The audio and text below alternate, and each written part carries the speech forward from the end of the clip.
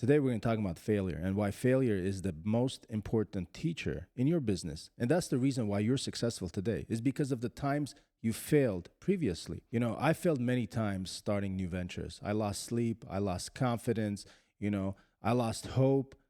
But you know what it taught me? It taught me who I am, what I'm good at, what I'm bad at, and the mistakes that I've made, not to repeat them again. These failures taught me more than any victory that I've had in my business. When you fail, you learn and you understand your strongholds.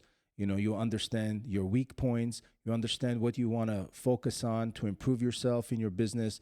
And most importantly, you understand that next time that new venture you're going to start, you're not going to make the same mistakes that you did in your previous business that failed. Businesses that fail usually in the first 12 months is about 20%. Businesses that fail in the next 5 years, it's about 50%.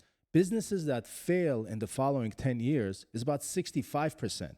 That's a huge number. I want you to understand how difficult it is to run a business and be an entrepreneur and venture out on new things while you're running a business concurrently. About 3 years after we started our business, we hired a manager.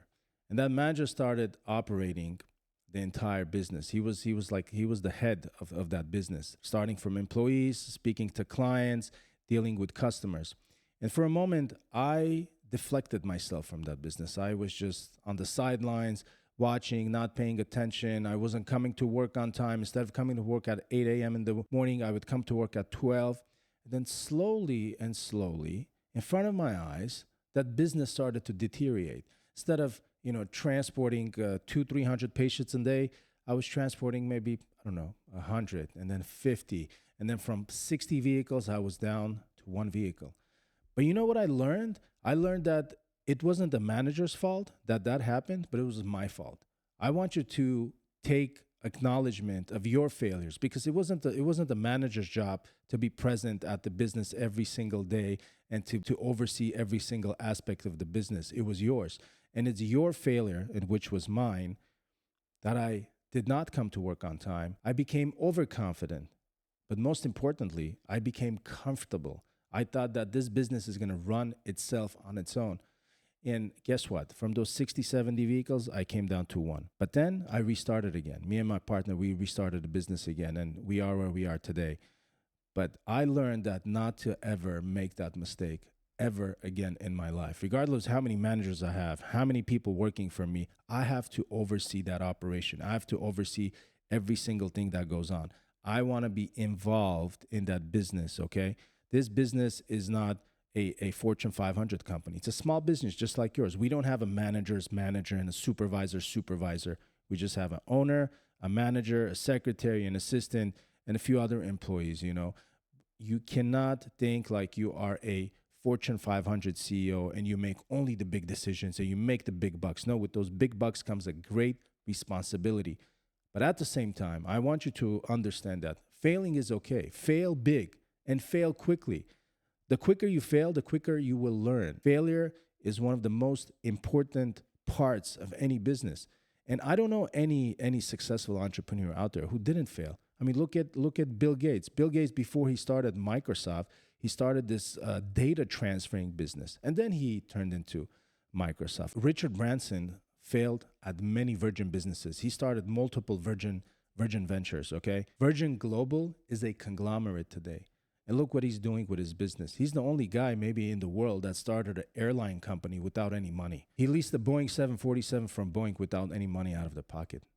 I mean, who does that, right? Somebody who failed at multiple businesses? Yes, somebody who failed at multiple businesses. You know how he did it? Because he failed. He had experience. He had knowledge. He knew what questions to ask. He knew what approach to take.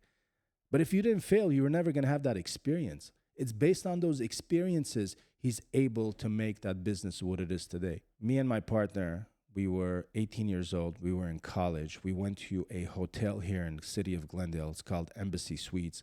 While they were building it, we had a valet service company. It used to be called Luxury Valet Services. So we randomly walked in. We said, who's the person to speak to have a valet company, being contracted with Embassy Suites? Just to make it short, at the end of the day, they gave us the chance. They gave us the opportunity for us to valet for Embassy Suites. I want you to remember, we're only 18 years old. We have a few $100 million hotel that lets us to valet, at their hotel. We did their grand opening day, and it was a massive, I want to say, success. But they were happy with us. But in our opinion, we didn't do very well. Besides that point I'm trying to make, at the end of the day, they didn't contract with us. And the reason why is the numbers didn't make sense. And they said that they want to actually have self-parking instead of valet parking, because Embassy Suite is for more people not coming for leisure, but more for business. And they didn't want to have that added expense to their customer. Even though we failed at that business, we started another one.